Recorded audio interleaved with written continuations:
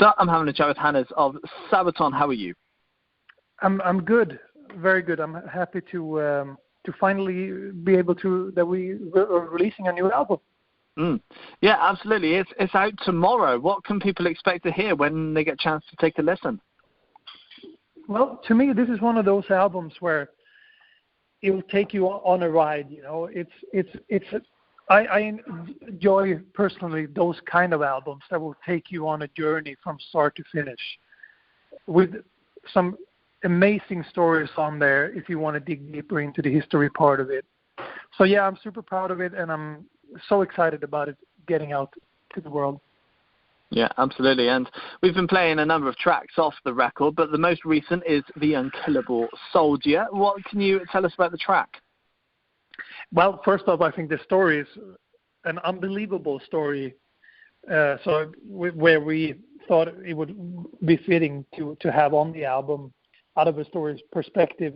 Speaking of the track, I think it's one of the more dynamic songs that we have done in many, many years. And I think, you know, it's a very different type of song dynamically. You know, it's not until the last chorus it really goes for the big boom. Total fun song that's will be an earworm. Good, that's great to hear. And this being your 10th record, the band's 10th record, how has the music evolved and how has the sound evolved since the initial couple of albums through until these latest few? I think that's a really slow but steady process, and this is a process that has to happen naturally. And I think you can really tell on this new album that it is, to me, it's really Sabaton 2022.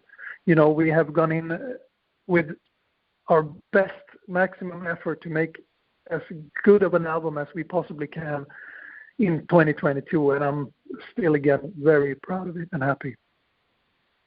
Yeah, most definitely. And a few years ago when you joined the band took quite a bit of a change with a number of original members leaving. How much of an impact did that have on the band, and how much of an effect do you have now on the music?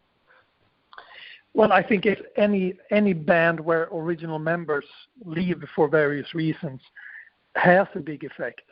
But then again, I think it's been clearly shown that the stability of the band has only increased, and then fresh blood in an organization or a band or anywhere in the world is very often a very good thing, you know. When it comes to me, I think I'm a good friends with Daniel, and I've known him for many years, and him and me are the only two drummers who have played on an album for Sabaton. And for me coming in, it's very important for me to play the stuff that he recorded with the utmost respect. But I want to do it with my own touch, you know. So coming in, and I'll always keep that in mind, you know, when recording or writing. But I'll do it my own way. Mm-hmm. Yeah, that's great to hear. And obviously with the release of this new record, you'll be wanting to take it out on the road, and you've got a nice run. But you've had to postpone your European leg of your tour. What was the feeling? What was the thoughts behind having to postpone? Well, basically, not everywhere is totally open due to COVID restrictions, and it's too big of a risk to start a tour if you don't know that you can finish it and go through with it.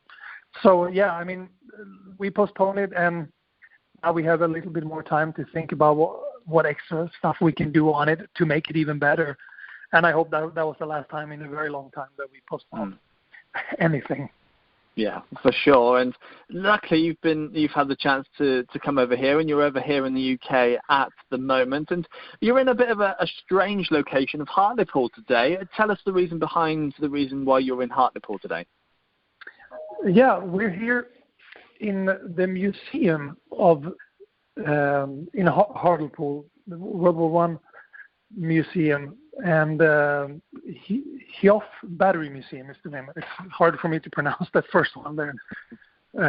Where we had a close relationship working, and we also crowdfunded a specially designed shirt to support this museum, because we find it very important for places like this to exist, and also for people to to be able to come here and remember and learn about history in general, and that goes very close to what we do in our music.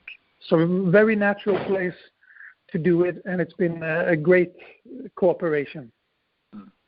Good. And we'll be coming into festival season soon. You've got a number of festivals lined up. I bet you can't wait to be back on the festival circuit after the last few years of a pandemic.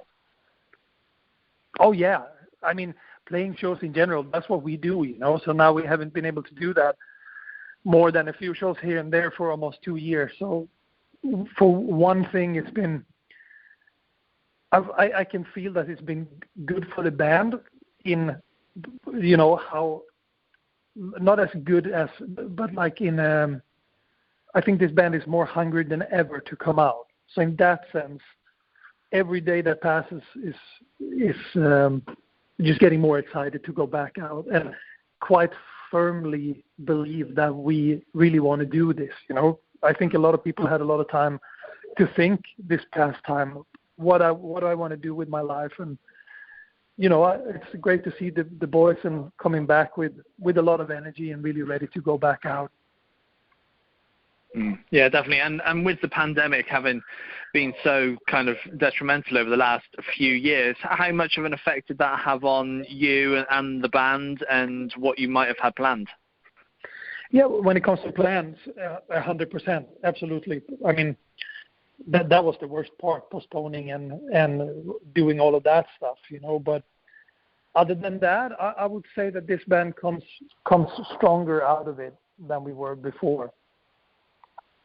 Good. That's great to hear. Well, Hannes, it's been a pleasure having a chat with you. Yeah, my pleasure. Thanks for having me, man.